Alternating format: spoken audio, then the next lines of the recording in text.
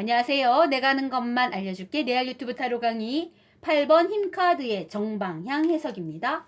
정방향은 힘카드에 갖고 있는 상징과 의미를 그대로 차용하는데 사진 속에 있는 그림처럼 사자가 이빨을 드러내면서 맹수성, 그쵸?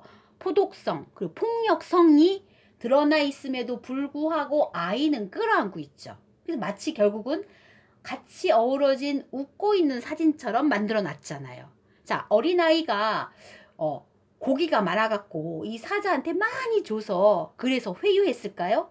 그거 아니고요. 채찍이 있어서 사실은 숙련된 조련사로 채찍을 휘둘러서 조련했을까요? 그게 아니란 말이에요. 우리는 이해할 수 없지만 이 아이 혹은 순진한 처녀가 갖고 있는 내재된 힘이 그 사자를 넌 내 친구야 라는 말 하나로 녹여낸 겁니다. 그게 가장 중요한 키워드가 될 거예요. 자, 그럼 한번 해석 들어가 볼게요. 확고한 목표가 있는 사람이에요. 즉 내재된 힘이 굉장한 사람이란 소리죠. 무한대로. 근데 거기서 오는 자신감과 편안함으로 이 사자를 흉폭한 상황을 어우르는 거예요. 그게 포갑, 채찍 혹은 고기 던져서 회유하는 거, 그런 개념이 아닌 이 사자의 으리렁거림을 능히 대응하는 힘은 어디서 온다? 관용과 용서와 이해와 사랑이 그 밑바탕인 겁니다.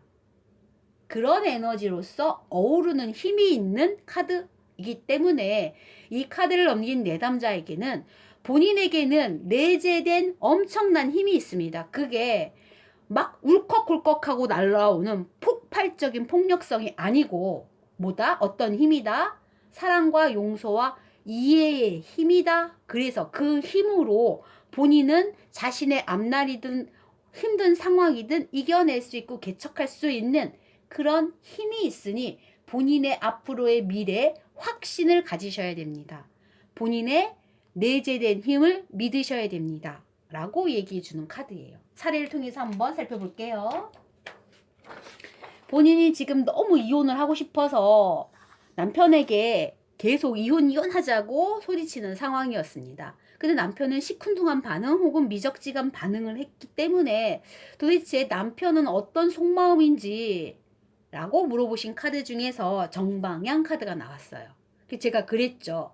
자, 봐라. 너는 사자야. 지금 계속 뭔가 으르렁대면서 이혼에 대한 압박을 하고 있는데 남편은 그런 너를 뭐 하고 있는 중이냐면 관용과 용서와 이해로서 이혼을 원하는 네 마음까지 헤아리면서 이 사태나 이 지경을 뭘로? 포용으로 감싸 안고 싶어하는 현재의 속마음을 갖고 있으니 지금 내가 볼 때는 제3자인 내가 볼 때는 네가 사자야.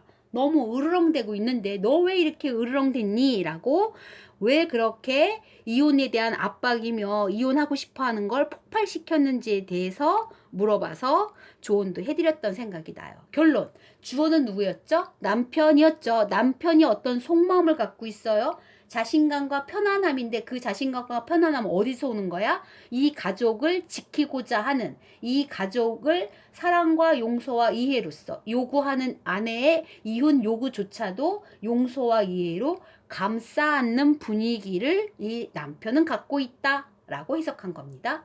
두 번째 상황, 현재 상황이 나를 압박하고 있어요. 어떻게 해야 될지 모르겠어요. 라고 물어보셨어요. 근데 제가 지금 그 상황이, 가게 상황이 이제 블랙 컨슈머라고 해서 고객이 시비를 붙인 거거든요. 고객 평가단처럼 뭔가 가게에 잘못이 있음을 찾고 고발하는 처지에 와 있는 거예요. 그래서 영업이 지금 제대로 안 되고 있는 중이어서 맞대응을 하고 싶은 상황이었거든요. 근데 무슨 카드가 나왔냐면 이런 카드가 나왔어요. 자, 그래서 제가 말했습니다. 본인은 이 가게를 지키고 싶겠죠. 네, 이 가게를 지키고 싶어요. 그렇다면 그 사람하고 소송과 시비와 같이 언쟁을 높이면서 싸움을 해서 얻어지는 성공은 아닙니다. 어떻게 해야 되죠? 그쵸? 지금 시비를 붙이고 있는 고객이 으르렁 냈잖아요. 본인에게 앙 하고 물었잖아. 근데 어떻게 해야 된다? 결국은 뭐 해야 돼요? 관용과 용서와 이해로 해결책을 찾아야 되는 거예요. 그러니까 시비나 소송을 해서 맞대응하면 소용이 없어요. 결국 이 가게 망하는 거죠. 폐업할 수밖에 없습니다. 영업이 안 되니까. 뭐 해야 돼? 이 사람을 그냥 용서하고 이해하는 방향에서 이 에너지의 흐름을 어떻게 만든다? 둥글둥글하게 만들어야 되는 거죠.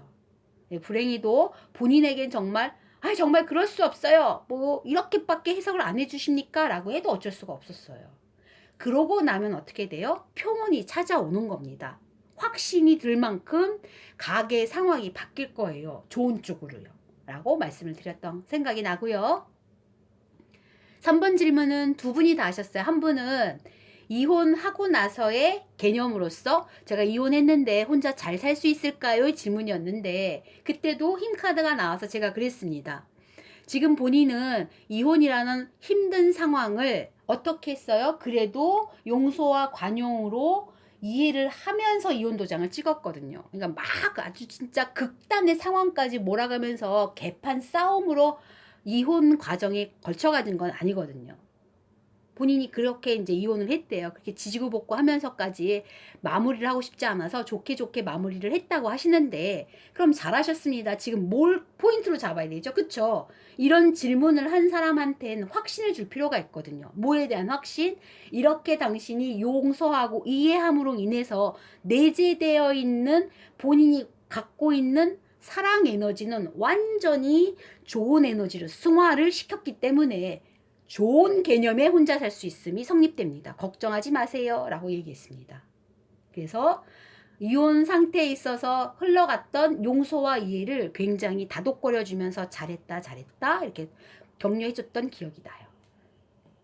또 한 명은 미혼이었어요. 근데 이제 주변에서 결혼해라라는 압박이 오고 나이도 찼기 때문에 독신으로 살아야 되는지 아니면 진짜 결혼을 해야 되는지 물음으로써 미혼녀가 물어봤던 혼자 살 수 있을까요? 라는 개념이었는데 역시 힘카드가 나왔습니다. 자, 본인이 독신으로 살 수 있다는 확신이 드십니까? 라고 거꾸로 되물었더니 본인은 독신으로서 살만한 확실한 자기의 소신이 있대요. 자기의 직업도 확실하게 전문직을 갖고 있고 이만저만 하기 때문에 나는 혼자 살 수 있다라는 믿음이 있습니다. 라고 얘기하셨기에 그럼 흔들리지 말라 그랬습니다.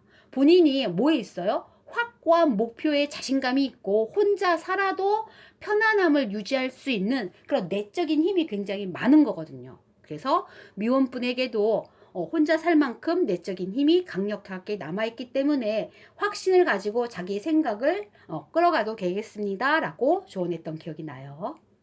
네 번째, 굉장히 힘든 상황이었죠. 자살한 남편 때문에 힘들어요? 라고 물어보신 카드인데 이 카드가 나왔습니다. 여러분은 어떻게 해석해 드리겠어요? 네, 정말 어려웠던 상황인 게 너무도 카드에서 느껴지는데 어떻게 할 수 있죠? 그렇죠. 뭐 해야 돼요? 마음에 뭐가 없어야 돼? 분노가 없어야 돼요. 마음에 또 뭐가 없어야 돼요? 그 사람을 절대 용서 못해. 이런 마음이 없어야 돼요. 이해와 용서와 관용만이 이 사람을 살릴 수 있는 방법입니다. 따라서 본인은 본인 내재된 속성 자체가 남을 이해하고 용서하고 사랑하는 마인드잖아요. 본인 스스로도 인정한 부분이 있어서 제가 얘기해 드리는데 이 사랑의 키워드를 본인은 놓치면 안 됩니다. 자살한 남편 때문에 지금 상황이 너무 힘들어서 원망과 그죠 분노가 가득 차 있다면 부탁인데 어떻게 해라? 돌리시라고. 뭘로? 그냥 관용과 용서와 이해로. 그렇게만 자신의 마음을 돌려놓고 차분한 내적 에너지를 갖고 계신다면 본인은 충분히 이 역경을 견뎌낼 수 있는 내적 에너지가 많은 사람입니다. 라고 얘기해서 본인한테 굉장한 힘을 주었던 사례가 생각이 나요. 자, 똑같은 질문이 와도 각각 그 당시의 내담자와 느낀 영적 교류에서 정답들을 키워드는 따르게 꺼내셔도 상관은 없습니다. 여기 있는 것들 외우시면서 정방향이 갖고 있는 어우르는 힘, 사자를 능히 다스릴 수 있는 힘, 뭐가 있다? 관용과 용서와 이해가 그 힘이구나 라는 거 기억해 두세요. 다음 시간에 역방향 해석 들어갑니다.